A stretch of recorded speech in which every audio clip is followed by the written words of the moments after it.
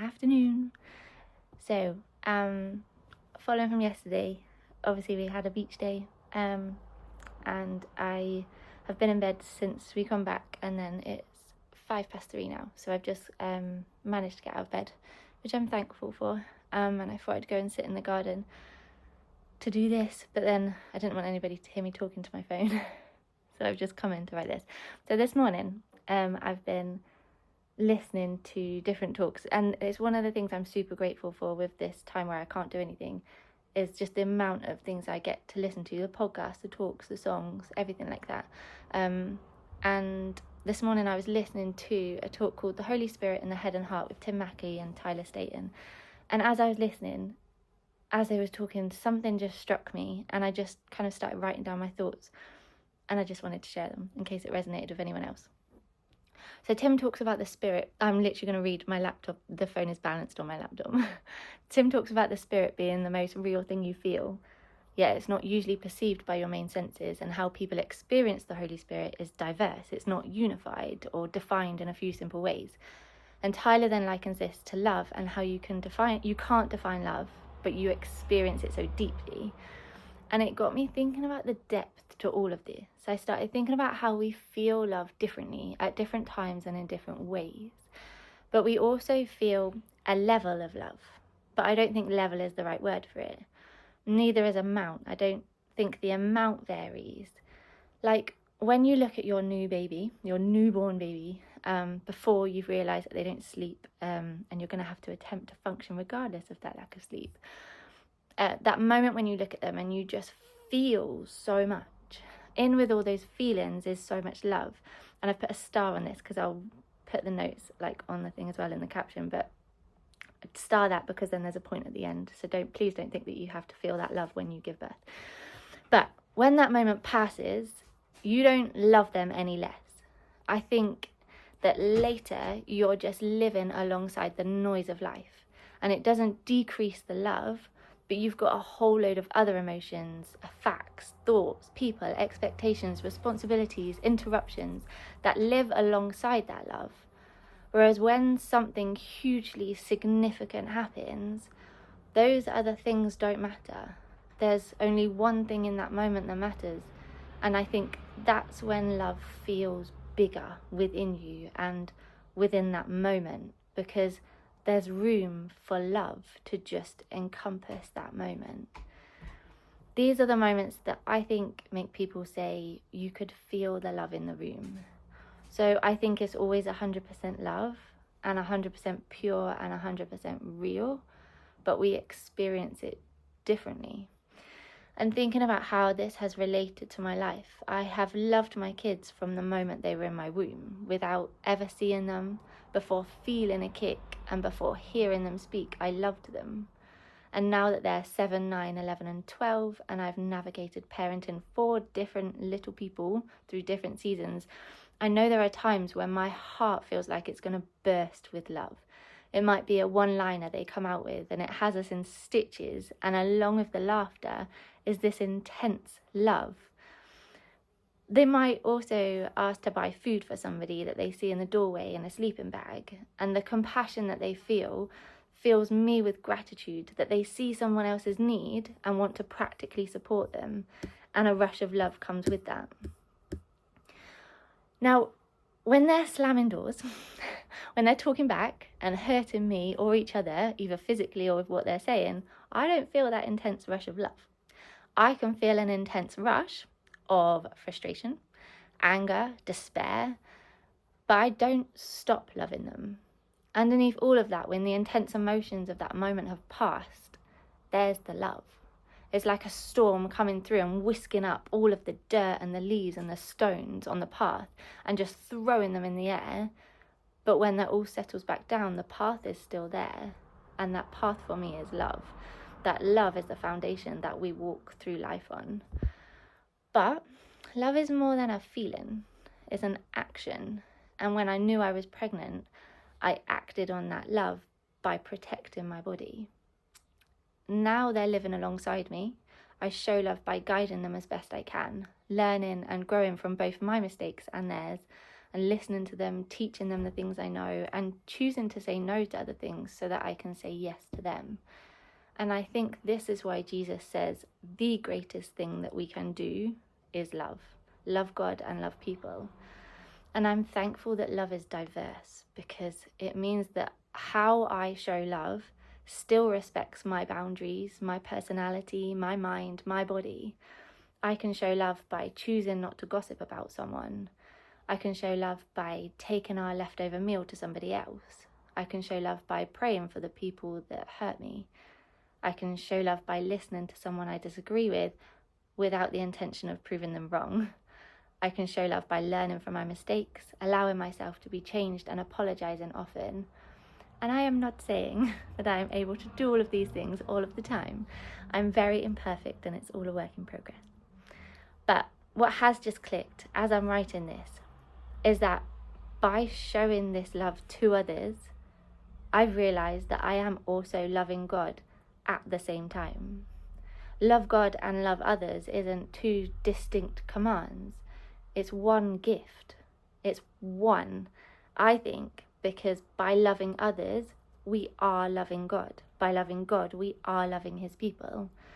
I feel love for God because I've had times when God has come in hot to meet me, to hold me, to walk with me, to teach me, to call me to actively do something, or to call me to actively not do something. I guess I feel that love because we've connected.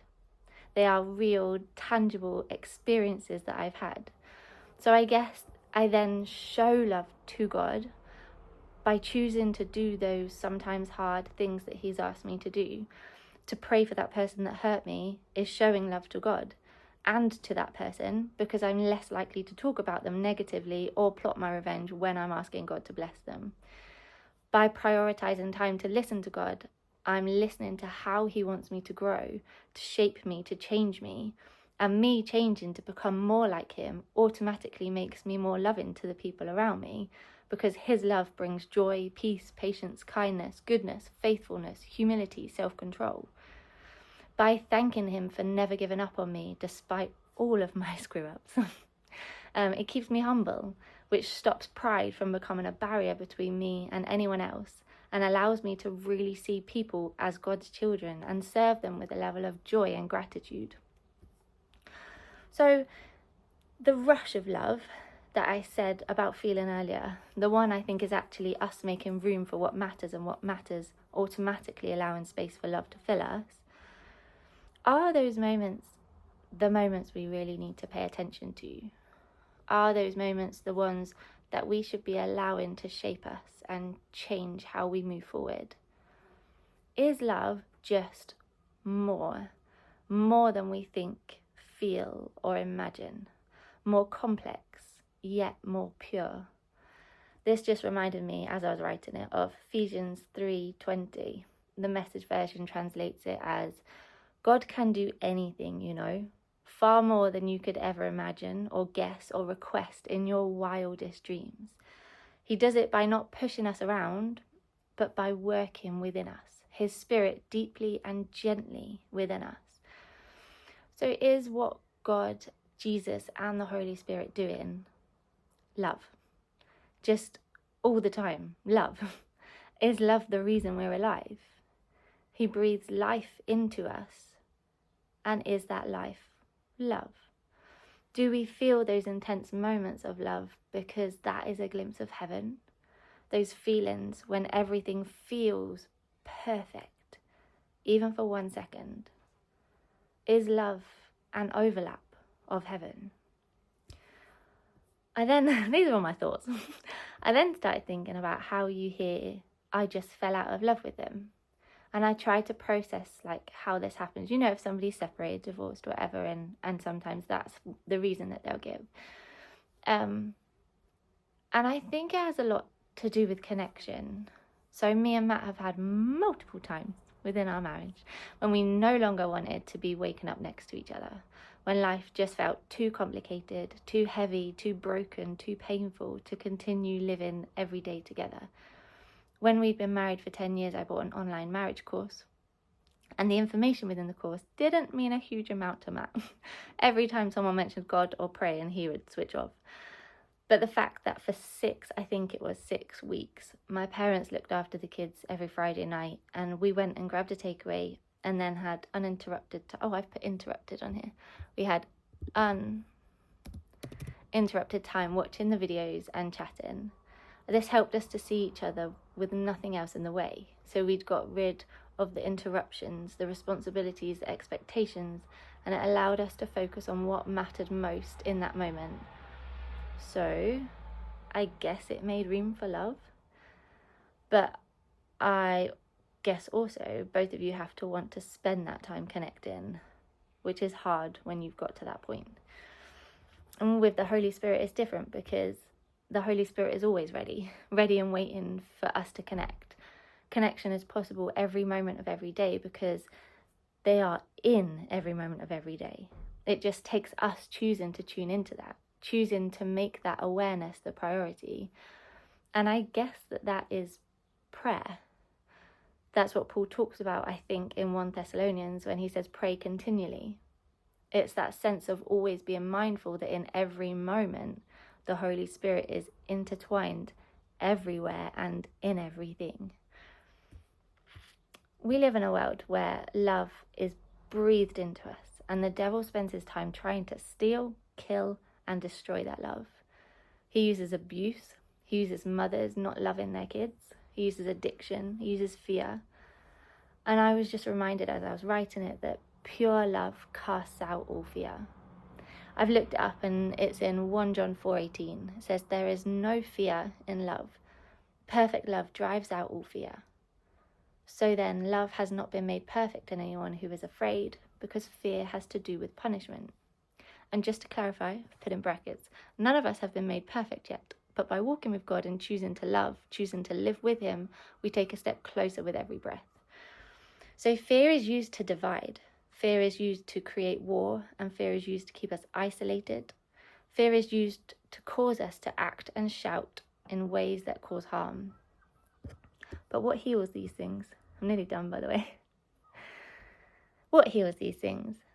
Someone else being a safe place for you, someone listening to you, someone showing kindness, someone welcoming you into their home and their life, someone being loyal to you, someone showing you your true worth and value, pointing out those nuggets of goodness you hold in you, someone saying no to buying you alcohol and getting up at 6 a.m. to go on a jog with you instead, someone acknowledging the reality of your fears, but calming your fears, reminding you that our God is more powerful than any fear that you could hold.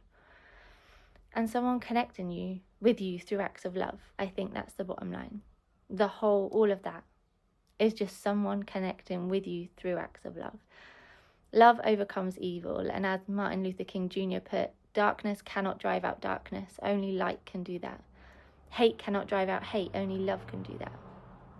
Love is a feeling, an action, and the reason we're alive?